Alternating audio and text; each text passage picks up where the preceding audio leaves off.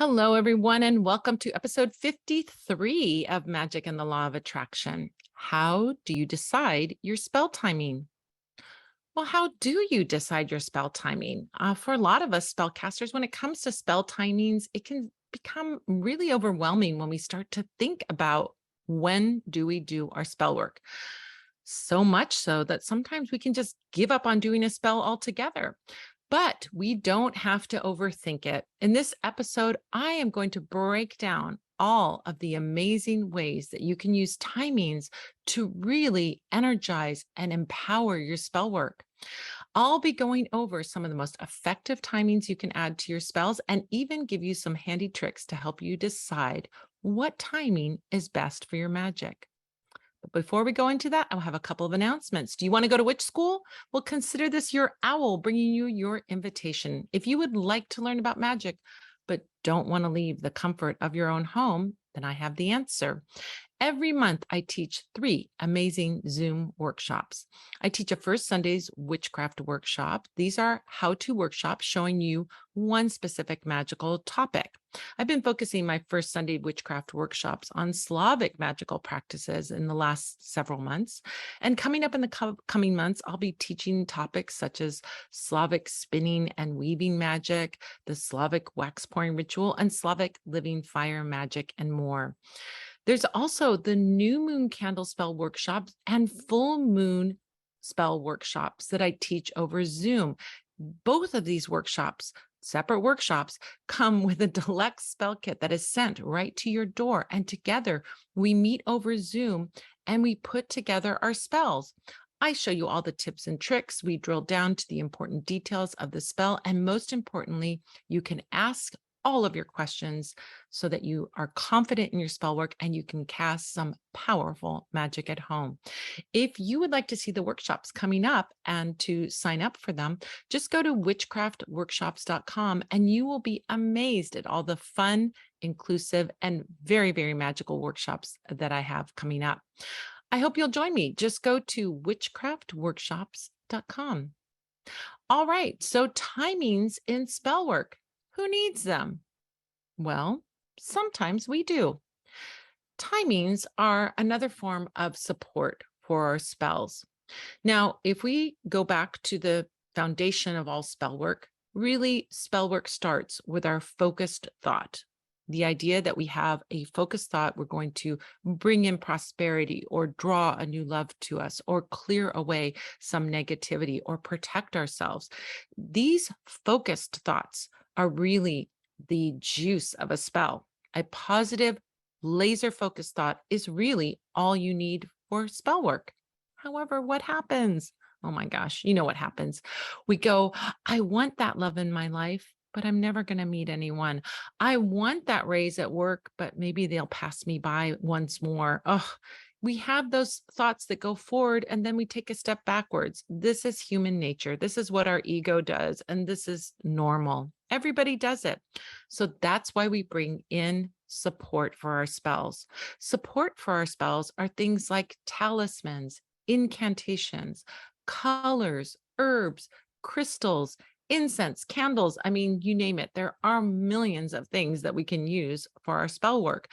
And when we bring these things in, they support our work and keep the energy flowing positively, even if we're a little bit wobbly about our intention. There's another thing that we can bring in besides all these things that I listed, and that is the timing of our spell.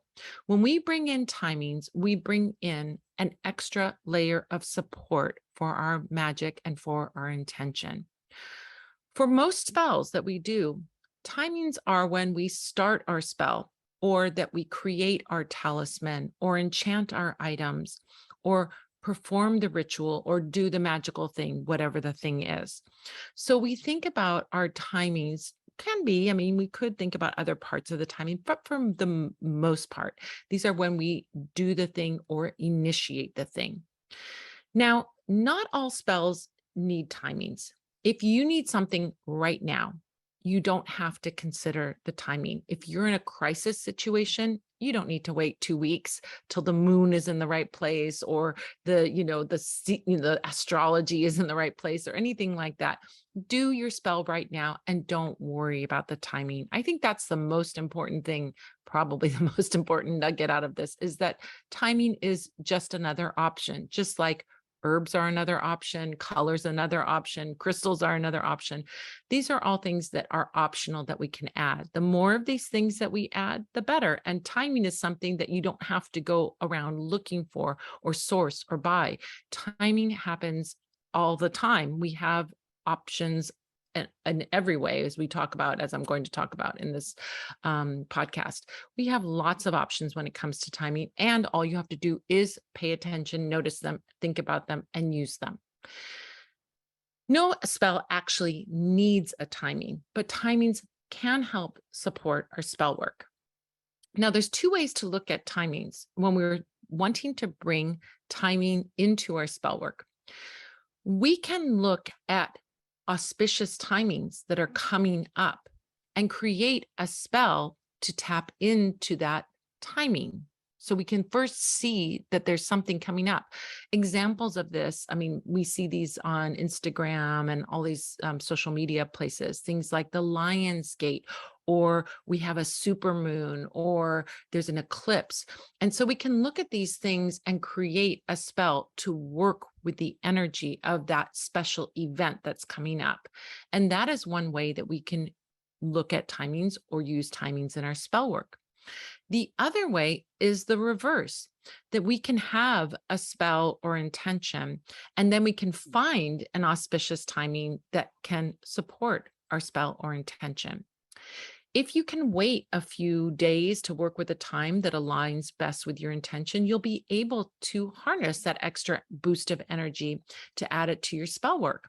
So I think about bringing in timings is a little bit like adding that extra little thing that helps our spell go forward. It's as if you have a wheelbarrow, and if you push that wheelbarrow up a hill, it can be really effortful, but you can push it up a hill. It's just that you have to put more effort into it. Bringing a timing in is like flattening the surface, or even making a nice little slope downhill so that when we push that wheelbarrow, it's effortless. So when you harness those timings that support your intention, the pushing of your spell, the pushing of your intention can get a lot easier. So let's talk about the different timings that we can use. Well, one of the ones, as we talked about, seeing ahead that there's some special event coming up and you want to do a spell about that.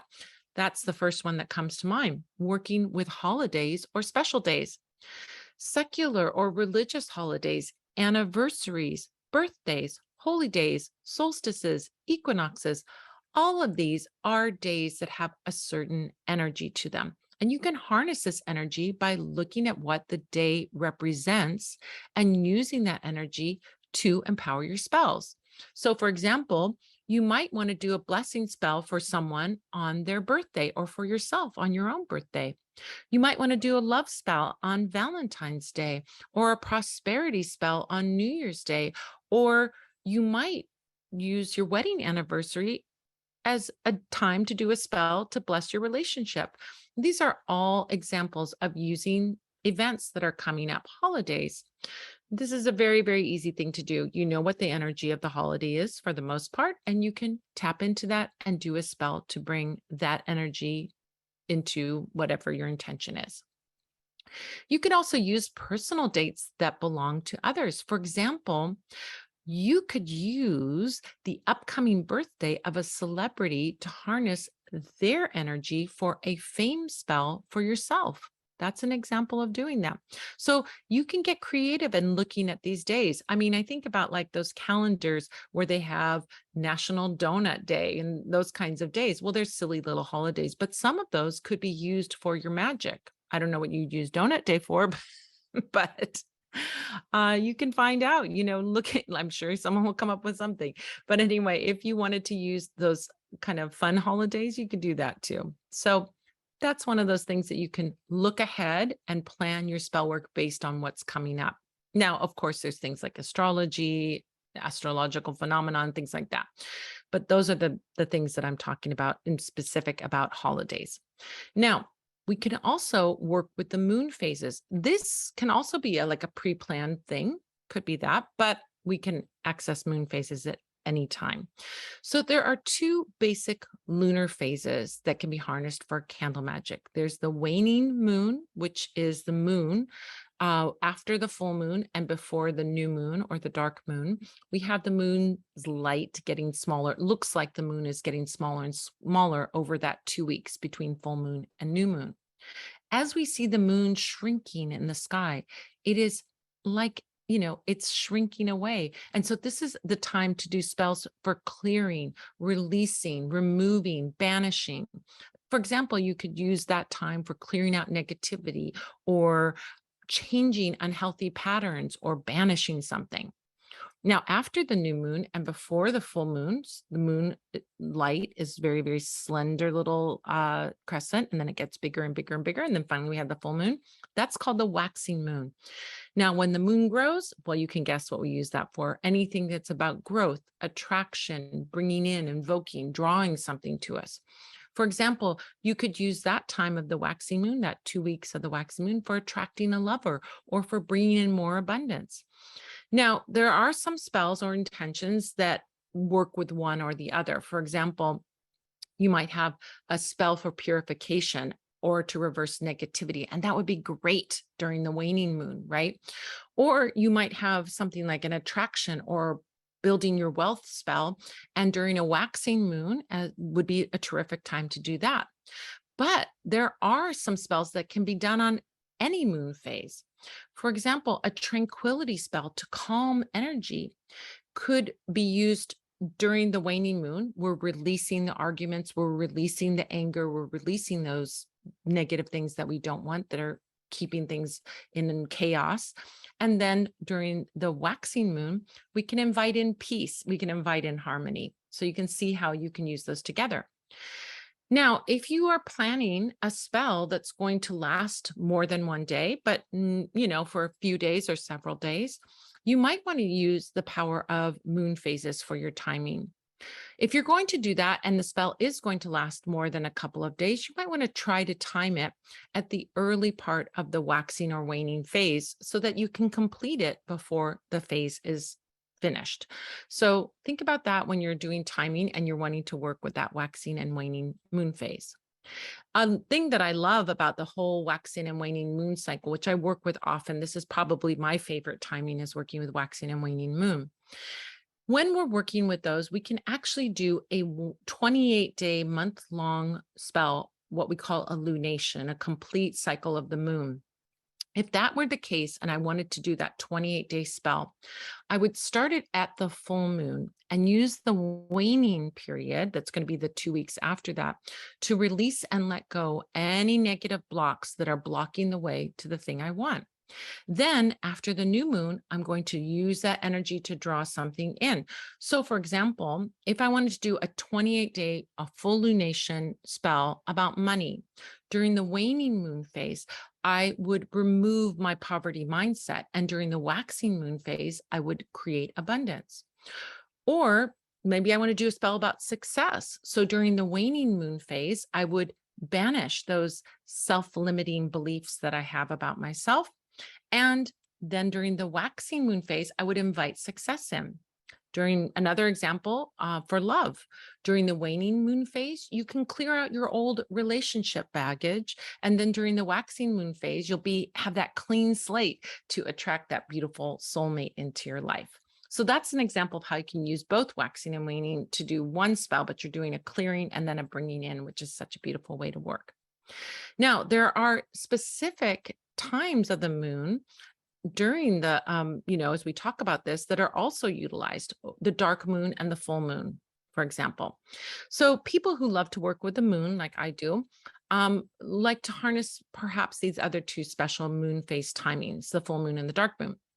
Now, the phases of the dark moon or the new moon and the phases of the full moon, we have that date that it happens, and there's even a time when it's at its peak, when it's really happening.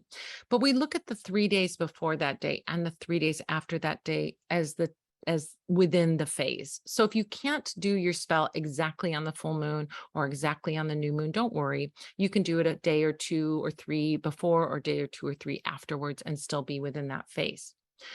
Now, the night of the new moon or the dark moon is the time right before the moon is waxing. So you complete your waning moon magic on that day, and you plant the seeds of the things that you want to grow.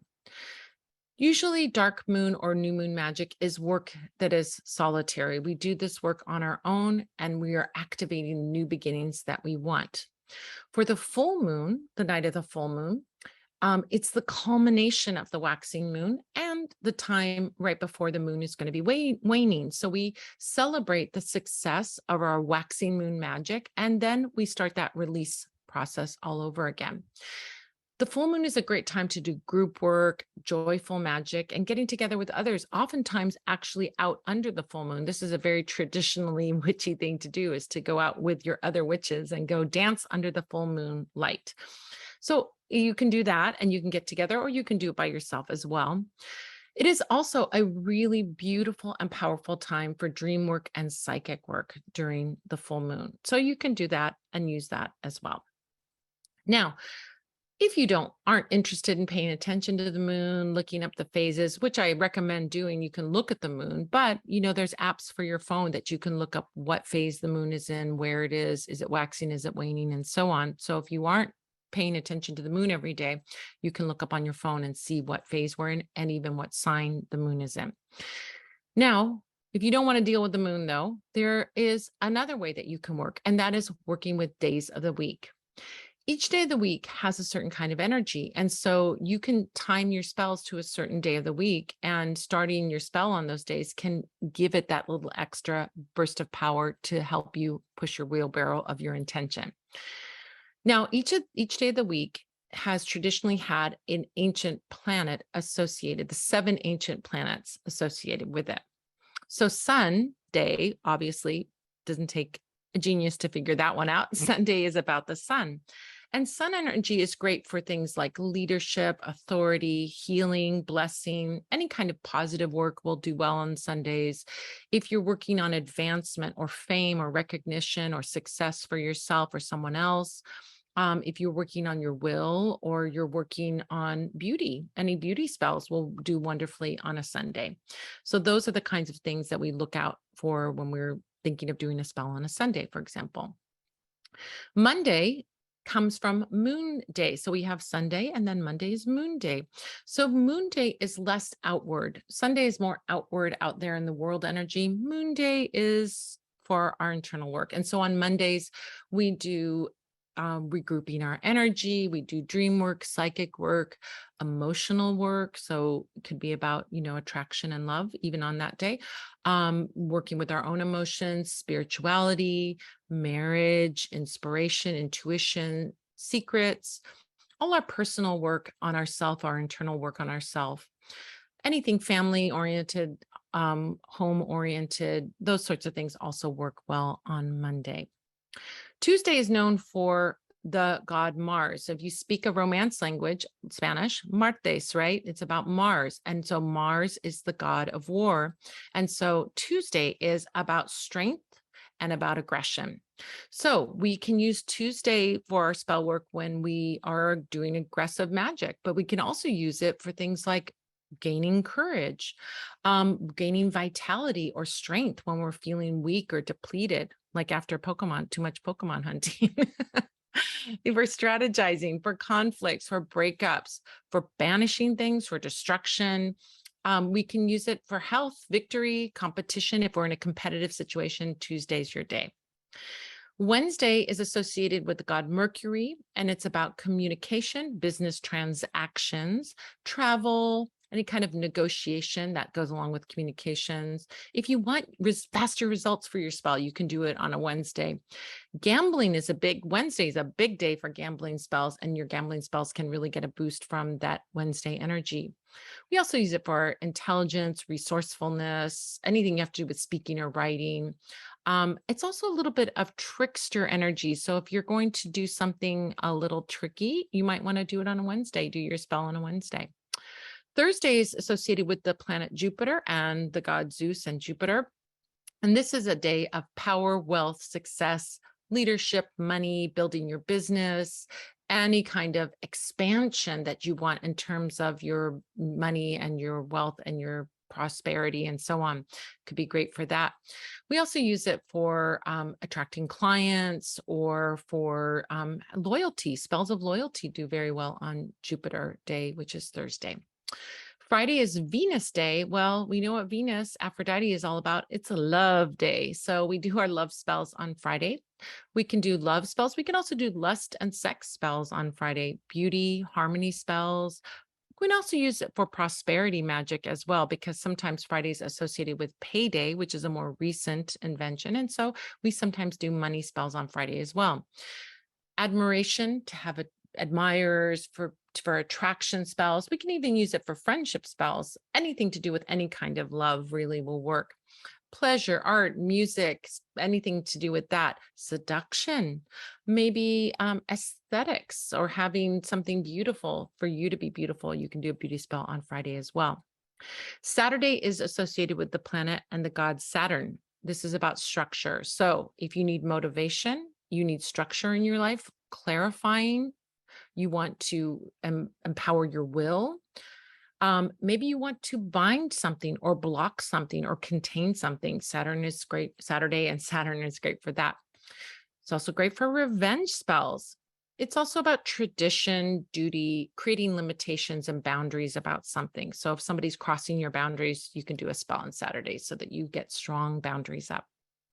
Now, another way that we can work is that we can work with the day and the night. So there are certain types, if we talk about these different kinds of days of the week or working with the moon, but one of the easiest ones to use, and it's right there every day for us to use, is working with the times of day. So we can work with day and night. So we can work with sunrise, noon, sunset, midnight. These are special times, liminal times of the day where things are shifting and changing, and we can access their energy. So sunrise is the beginning of a new day. And so sunrise is the time that we do spells when we're starting something new, when we want a fresh new beginning, when we're building energy, we want increase, or we want to attract things to us. We can do it at dawn. Noon, high noon, the middle of the day, is great when the sun is the highest in the sky, is great for success, for power, for abundance, for wealth, for stability and strength. Sunset, sun is going down over the horizon, is the perfect time for releasing, banishing, breaking up, separation, endings, cord cuttings, or cleansing. So if you're doing cleansing spells, sunset's an excellent time to get rid of what we don't want. And then midnight, we have the witching hour, of course. Midnight is a powerful time to do spells for the witchiest of things. What's that? Well, psychic abilities, spirit contact, shadow work, hidden work, keeping your work secretive. Of course, who's going to be up at midnight watching you, right? Mental influence on someone else, supernatural work, or working with other worldly or alternate realities. Do it at midnight, and you'll really get the support for that. Now, we can also work with not only just the phenomenon in the sky, which is a very old way of working, but we can work with times of the day.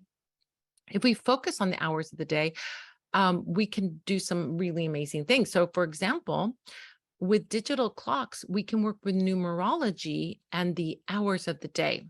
So you can start your spell at one of those magical repeating numbers like 111 or 333 or 909. Or if you're on a 24-hour clock, you could do 2020, for example. So you could choose a number in numerology that corresponds to your intention of your spell, and you can either use it with the 12-hour clock or the 24-hour clock system.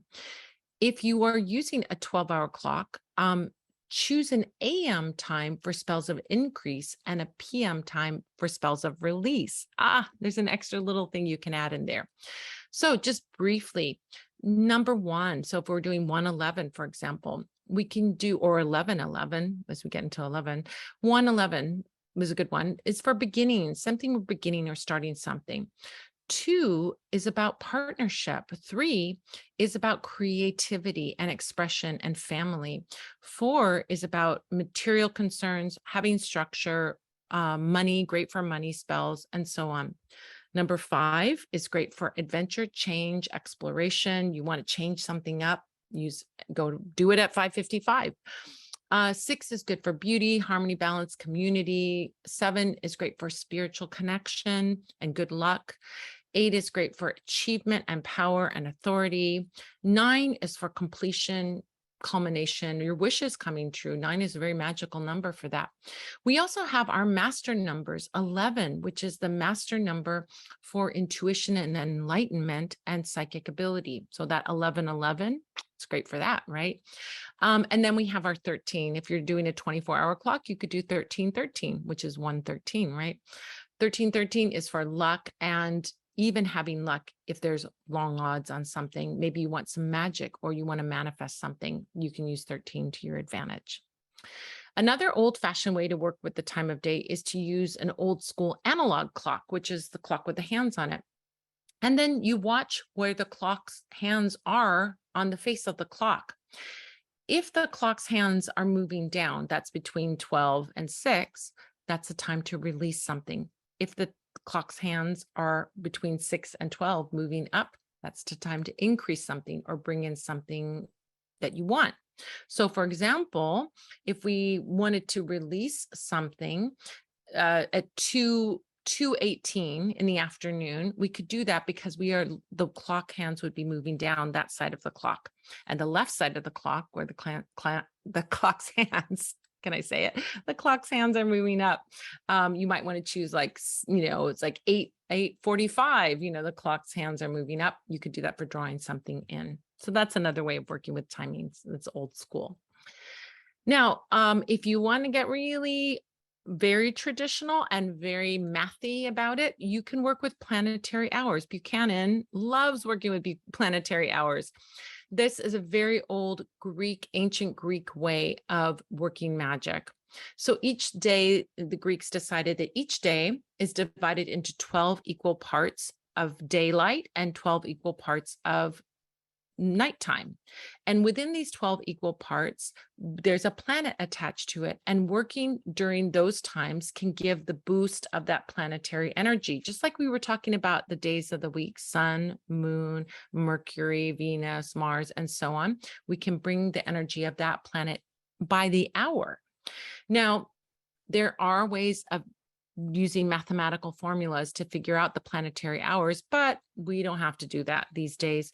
There are planetary hour calculators online or on apps, and you can look them up, look up the planetary hours for each day, the day that we're in, and you could see what timings correspond to what planets. So sun, moon, Mercury, and so on. We talked about those with days of the week, so you get a concept of what that is, and you can look those up, and there's these easy things that can help us. Now, in a minute, I'm going to tell you how to work with moon astrology to optimize your spell. But before I do that, would you like to win a free spell kit by Madame Pamita? Each month, we give away a different beeswax candle spell kit to one lucky winner.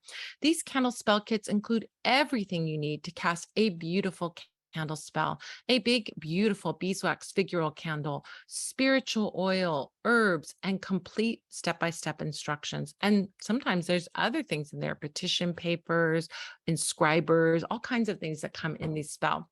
There is no purchase required to win one of these spells, and anyone, anywhere in the world can enter to win this gorgeous beeswax candle spell kit, but you must be over 18. You can enter one time every month. So simply go to magicgiveaway.com, enter your email, and you will be entered into the contest. Do it every month because this is not like the lottery where millions of people are entering. We have a few dozen that enter. So you have a good chance of winning. So go over to magicgiveaway.com, sign up, and you will be entered to win one of our beautiful beeswax candle spell kits. Now, let's talk about working with the sun and moon astrologically. The sun, as you know, goes through 12 zodiac signs every year, and each one lasts about 30 days. So you have plenty of time to tap into its energy. The sun is really a very, very powerful source of energy for our spell work and can represent everything that is outwardly projected. It can represent action, empowerment, and so on, all the things that we talked about with the sun. Now, the moon is a planet of magic, of mysteries, of psychic phenomena, and of deep emotion. And unlike the sun, it goes through a new sign every couple of days. So if you don't want to wait 6 months for your special sign to come in, you can coordinate it with the moon and get that auspicious timings. Now, as I mentioned before, there are many websites and apps with moon calendars that can tell you what sign the moon is in so that you can coordinate your ideal timing. Now, there's a very special thing that happens once a month. Every new moon, the sun and the moon are in the same sign. So you can double up on the energy of the sign when you work with the new moon, which is why I do new moon spells, which is why we have new moon spell kits, because it's like you get twice the bang for your buck because the sun and the moon are both in that sign. As you think about the moon and the signs, start to think about ways that you might coordinate when the moon is in one of the following signs. So, for example, Aries is about physical strength. Taurus is about prosperity. Gemini is about mental pursuits and communication and creativity. Cancer is about home and parenting and family. Leo is about fame and positive recognition and leadership. Virgo is about service to others and organization and safety. Libra is about beauty and diplomacy and justice. And Scorpio is about sex and mystery and passion. Sagittarius is about adventure and travel and freedom. Capricorn is about business and long range plans and empire building. Aquarius is about innovation and technology and originality. And Pisces is about psychic awareness and dream work and emotions and creativity and all those good things. So as you see, each sign of the zodiac has a beautiful energy that you can work with for your spells. And you can either use it with the sun when you have 30 days to work with it, or you can wait for those 2 or 3 days where the moon is in that sign and work with it then. So as you can see, there are a lot of ways that you can use timings in your spells. Can you mix and match more than one timing? Absolutely. You can do a spell on a day of the week at a special time of day that also supports your spell work. You can mix moon and sun astrology. You can work with a moon phase and the time of day or night, sunrise, sunset, noon, midnight. You can look at the energy of the day or week of your special holiday that's coming up and see what day of the week it lands on and combine day of the week and the special holiday. But you don't have to wait for an auspicious timing 5 years from now to support your spell with a timing. If you're in a hurry, use day or night, the sunrise, sunset, noon, or midnight. Use the time of day or the planetary hours. Every day, there's an opportunity for you to use that. If you're in less of a hurry, you could use the days of the week or the moon phases. And if you're planning ahead, you could use moon astrology. And if you're really planning ahead, you could use sun astrology or holidays.